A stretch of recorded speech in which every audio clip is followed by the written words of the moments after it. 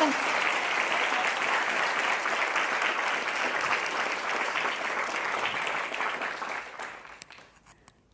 Hello, everyone. So good to see you all here this morning. This has been kind of cosmic because Creative Mornings has been a staple in my life for many years. I've attended many Creative Mornings all around the world during my travels and met some incredible people in the community. Some you might see in my pictures today. And so it's really, really special to be here.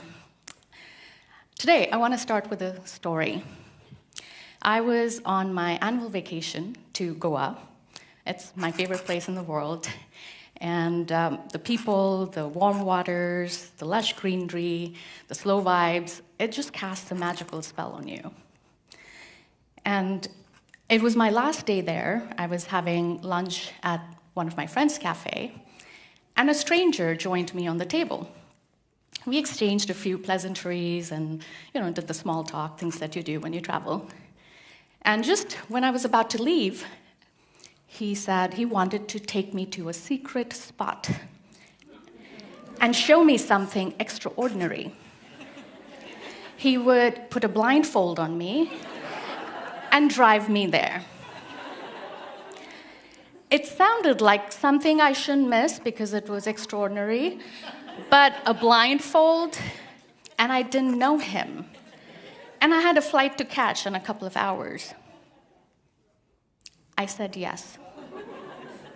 I sat in the car and we started driving. I had the blindfold on. And I'm trying to just feel all the potholes and remember the turns that the car's making left and right and just in case I need to trace my way back.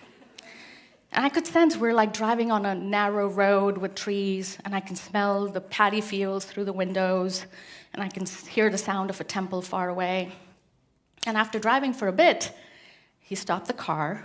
He got out from his side of the car, came to my side of the car, opened the door, held my hand, and I stepped down. And I stepped out. I still have the blindfold on. I stepped out, and I feel kind of a loose soil underneath my feet. We kept walking. He's holding my hand. There was a step. Stood on the step, walked. I could hear the birds chirping, smell the fresh air. And after some time, we stopped, and he took off the blindfold. And I was standing inside and under the tallest, the biggest, the most magnificent tree I had ever seen in my life. It was like a scene from the movie Avatar with a 360-degree tree canopy with rays of the sun filtering through. There was incense burning under the tree. According to him, this tree could have been 3,000 years old. And, maybe that's why the locals worship this tree. I was just standing there, just in awe, just so alive. I was just so powerful. Now I know what you're all thinking. Geetika, you crazy. This could have been dangerous. How could you trust a stranger? I know you've watched enough episodes of Law and Order and Breaking Bad, and the worst possibilities are imprinted on our minds. But here's the thing. Yes, things could have gone wrong, and I'm not advocating for blind trust. But we're living in a world of fear. And right now, it's even worse than it's been before. There's a lot more uncertainty in the world. There's political divisiveness. Technology is changing too fast. AI is taking our jobs, and so on.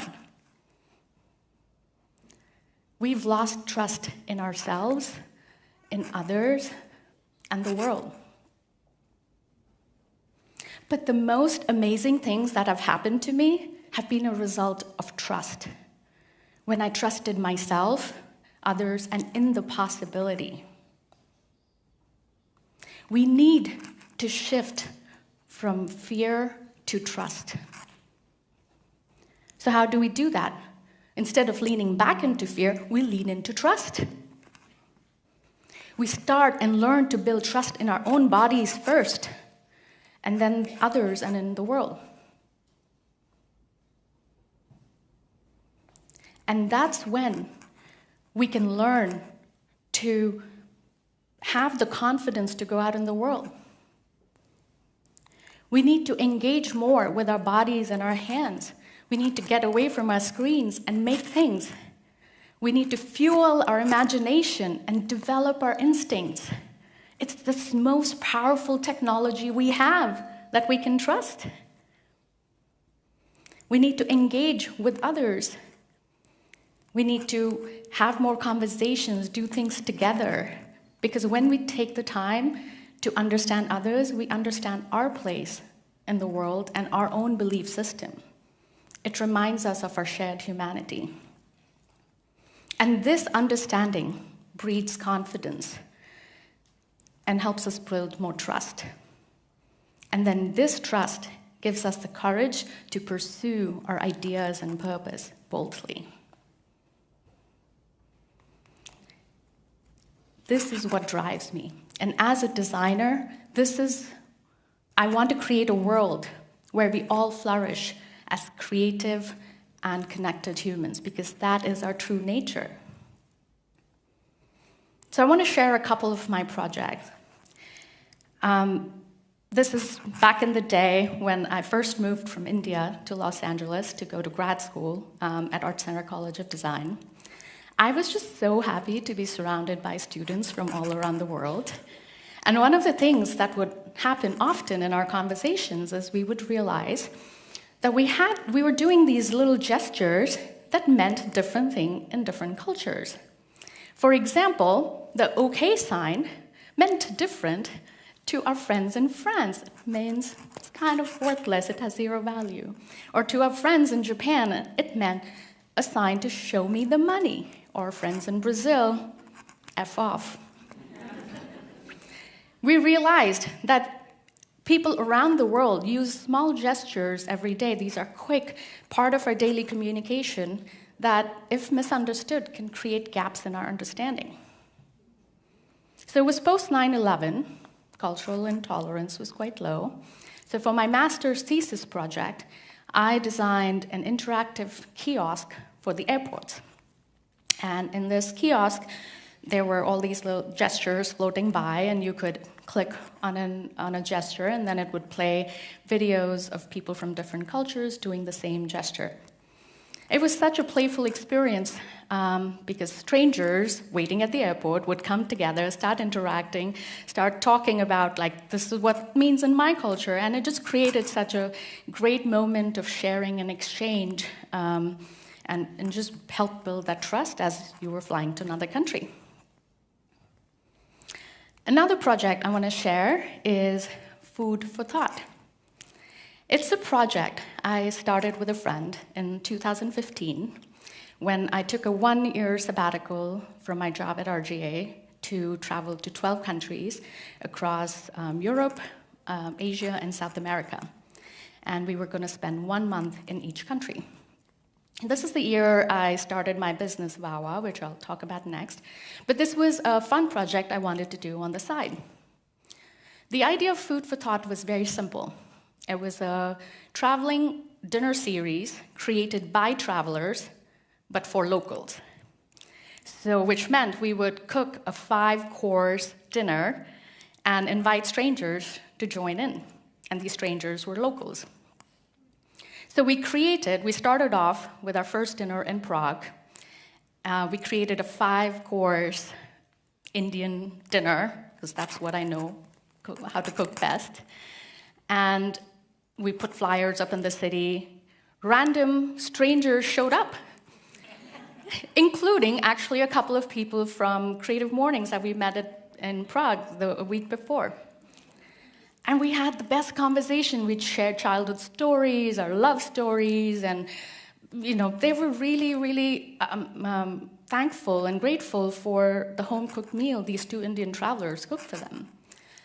And we loved the welcome we received. So we went around, and in every country we hosted this dinner. We cooked Indian dinner in Turkey, in Uruguay, in Japan. And then some of the other travelers joined in who also wanted to cook for locals. So we had a Portuguese friend who cooked Portuguese food in Malaysia. We cooked a big Christmas feast, which was German, in Vietnam. Or Korean food in Chile. So we were picking cuisines that may not be so easy to find in those cultures. And we would basically just land in a place, make friends with a local, see if we could convince them to let us host the dinner in their house. And we would just arrive in the morning, take over their house and kitchen, kind of improvise in the kitchen, get used to a new kitchen. Kitchens in different countries are so different. I mean, just period, they're different in every home, but they're so different. And it was fun because the hosts would join us in the cooking, and sometimes we didn't even know each other's language, and we were just communicating, and sometimes breaking into impromptu dance parties. It was a lot of fun. And then in the evening, we were ready to welcome these strangers who had signed up. It was always a surprise. Who's going to show up? We don't know. And it was a surprise for them, too, because they just signed up on a flyer for a dinner in someone's home. And we just shared food and shared our talents. And it was just such a great way to come together. Now, I mean, it's so wholesome. If this is not life, then what is? And this was all possible because we felt the trust in each other. Now I want to show you my last and my favorite project, VAWA, Vacation with an Artist. It's my favorite because it embodies everything I want to see in the world. I want to start with a little video, and then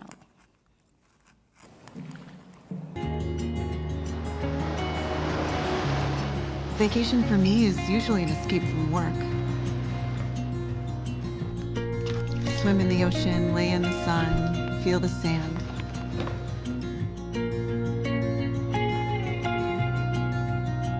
But this time I wanted something more. I arrive at Iria's studio. It's a little place in the middle of nowhere in northern Spain. It's like a storybook with clocks and feathers and cute little teacups. I feel like her dog is gonna look up and ask me for the time. We get to work, pretty much right away. Then she's like, I have to show you this place. And that turns into another place. It's like a tour of the city, actually, but with a different kind of guide. Iria is always getting ideas. She says her inspiration comes from real life, but also these bizarre dreams that she has. She doesn't even use an alarm clock because she doesn't want to miss anything. Galicia is so beautiful, but my favorite times are definitely in the studio. Using my hands feels natural, even meditative too. And Iria pushes me to go weird.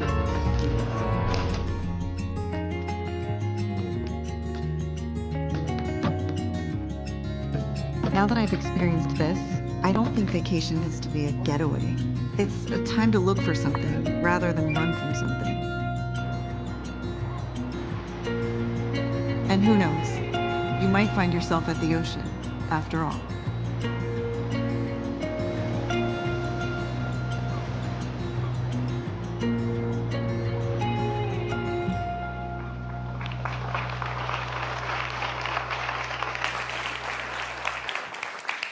So VAWA is the world's first online platform to book mini apprenticeships with master artists and makers all around the world.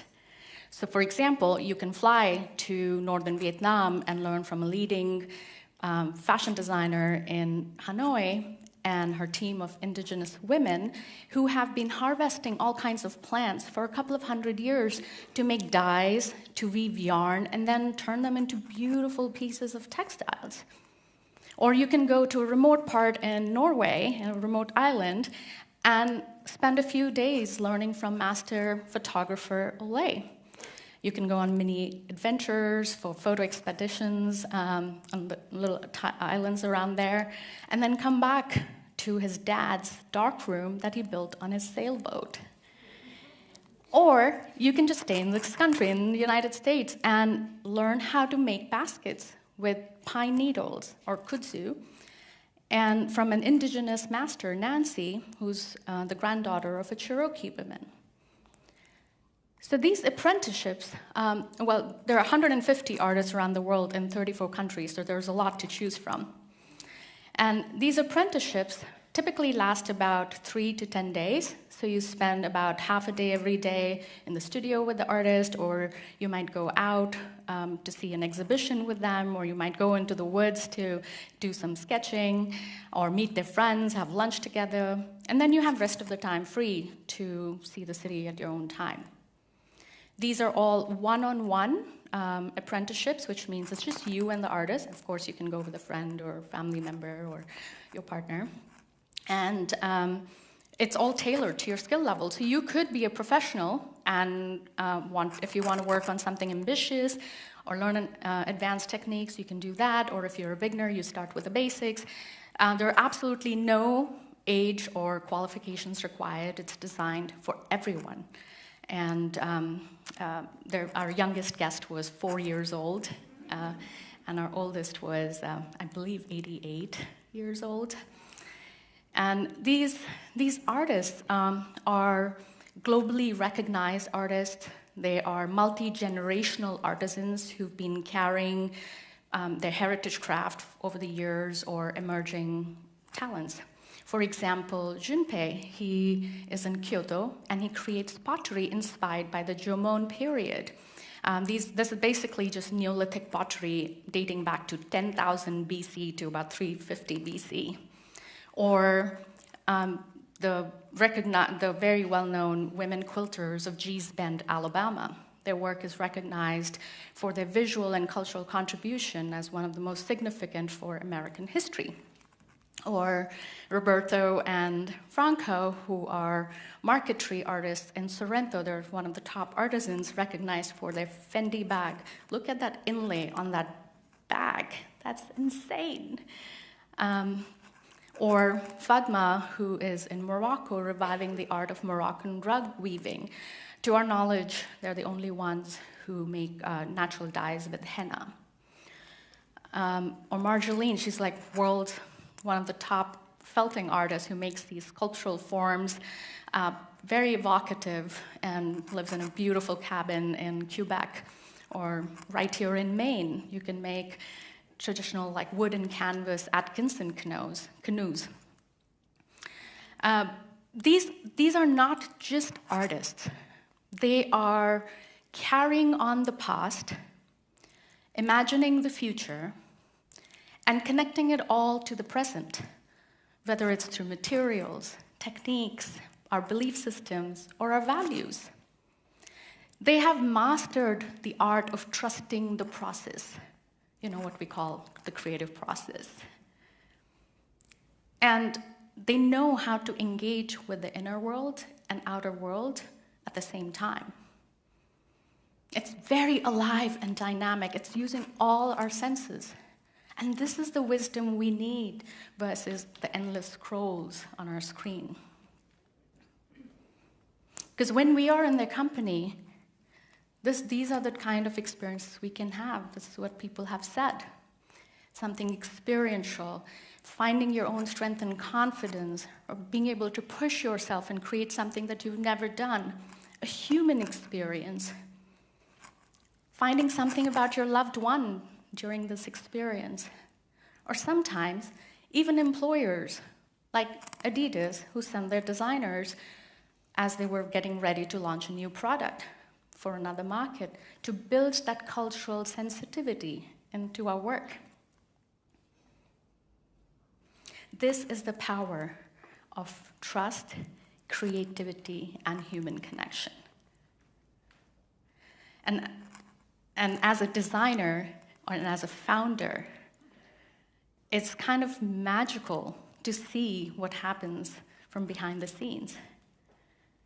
The connection that two strangers from across the world experience, they come together to co-create, to exchange their ideas with each other, to share their world with the others. It's very, very powerful. I believe that the next 10 years are going to be about nourishing our soul. And as designers, we have a big responsibility to instill these kind of values in everything we create. And as individuals, I urge you to fear less. Get out there more, get out of your comfort zone, create more, connect more, try new experiences. Because that's when we will all feel more human, more alive, and at ease. I hope you carry this with you in your daily life. Remember, we have to create a world that's vibrating at its highest level, because that's when amazing things will happen for all of us. Thank you.